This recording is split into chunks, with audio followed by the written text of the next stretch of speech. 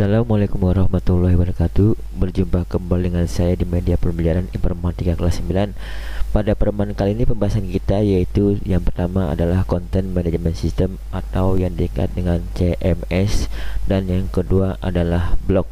Selamat mengikuti materi hari ini. Tetap sehat dan semangat.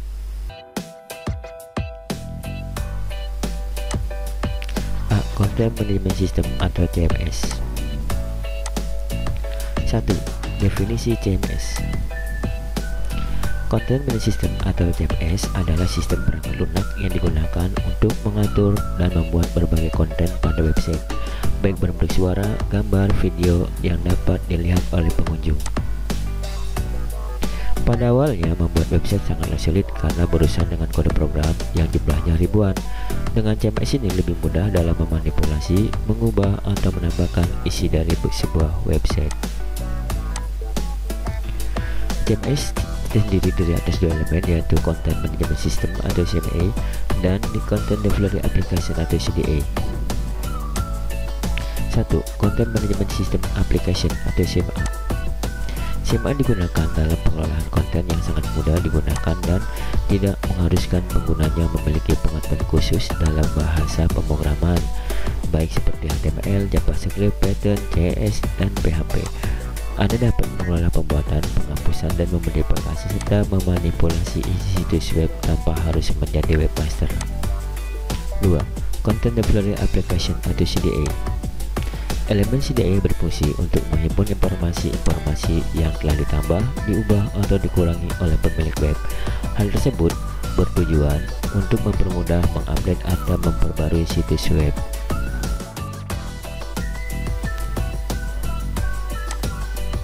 2. Kelebihan CMS. Ada beberapa kelebihan CMS, yaitu A. Efisien. Menggunakan CMS dalam membangun dan mengelola lebih efisien, terutama dari sisi waktu dan tenaga. Kita tidak perlu menghabiskan waktu dan tenaga dalam membuat coding website. B. Mudah dan cepat. Content Management System atau CMS banyak kemudahan dari proses instalasi sampai ke perawatan dan pembaruan konten dengan fitur atau plugin yang disediakan. Dengan CMS kita dapat mengubah tampilan web.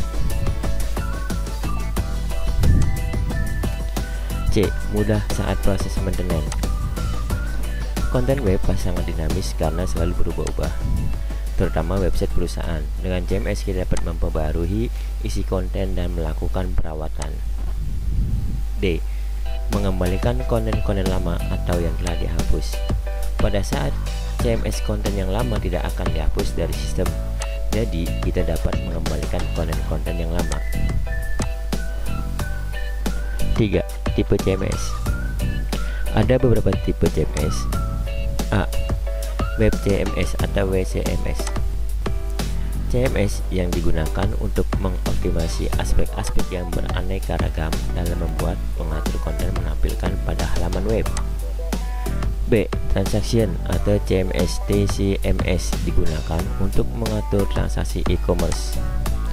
C. Integrate DMS atau IDMS digunakan untuk mengatur dokumen dan konten yang dimiliki perusahaan. D. Publication CMS atau PCMS digunakan untuk mengatur konten yang berkaitan dengan publikasi. E. Learning CMS atau LCMS digunakan untuk mengatur konten yang berkaitan dengan media pembelajaran berbasis web. 4. Jenis-jenis CMS. Ada beberapa jenis CMS. A. WordPress. WordPress merupakan salah satu CMS open source yang sering digunakan untuk membuat blog atau blog engine. WordPress dibangun dengan menggunakan bahasa pemrograman PHP dan database MySQL. WordPress dikembangkan pertama kali pada tahun 2003, dibuat oleh Matt Mullenweg dan Mike Little dengan bantuan komunitas open source di seluruh dunia. WordPress dapat diakses melalui www.wordpress.org. B. Jumlah.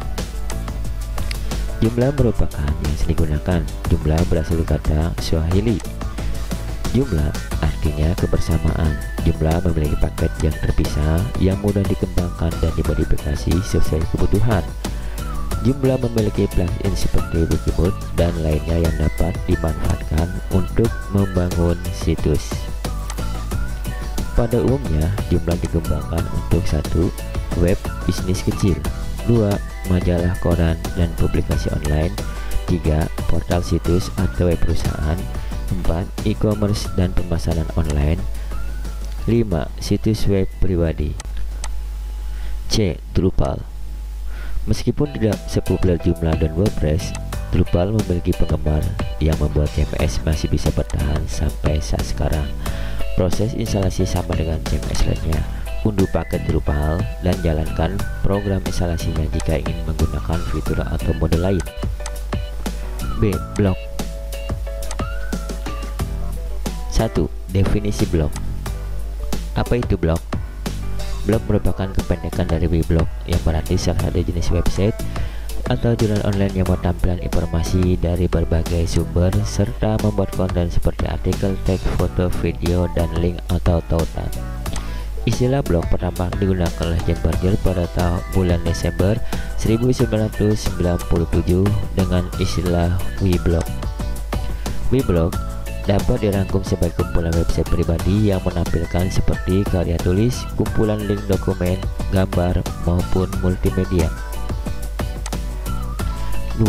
Keunggulan blog. Berikut keunggulan blog.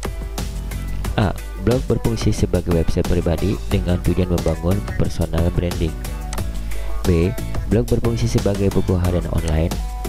C. Blog berfungsi sebagai website komunitas. Dan D. Blog berfungsi sebagai website iklan baris. 3. Struktur blog. Berikut adalah struktur blog. A. Header merupakan judul dari blog dan menu blog. B. Navbar terletak di atas header, berfungsi untuk mempermudah editor mengelola. Navbar tidak akan tampil pada saat seorang mengaksesnya. C. Main blog terletak pada bagian tengah yang merupakan tempat posting. Pada main blog juga terdapat struktur seperti judul, tanggal, nama penulis, serta kolom komentar. D. Slide bar biasanya terdapat pada popular post dan arsip. Kita dapat menambahkan kalender, jam, dan widgets lainnya. E. Footer terletak pada bagian bawah. Biasanya terdapat informasi singkat pemilik, blog, kontak, alamat email, dan lain sebagainya. Struktur blog. 1. Header. Kemudian ada main, post, slide bar 1, slide bar 2, footer, dan kiri kanan merupakan body. 4. Macam-macam blog. A. Blog pribadi atau online diary atau personal blog. Blog yang dibuat oleh perseorangan. Blog pribadi biasanya dibuat oleh seseorang berdasarkan kepentingan pribadinya. B. Blog perusahaan atau corporate. Blog yang dibuat oleh corporate atau perusahaan untuk memperkenalkan perusahaan yang isinya langkah-langkah perusahaan dan isu-isu tertentu. Contoh, https://yahoo.tumblr.com atau https://blog Google dan lain sebagainya. Blog project atau produk blog. Blog yang berisikan dalam produk proyek tersebut berupa aplikasi web. Contoh, ada blogswindow.com, kemudian ada blog Google Project Chrome. Sekianlah pembahasan kita untuk minggu ini. Semoga apa yang telah sampaikan dan bermanfaat bagi semua. Berikut adalah pertanyaan untuk minggu ini. Pertanyaan 1.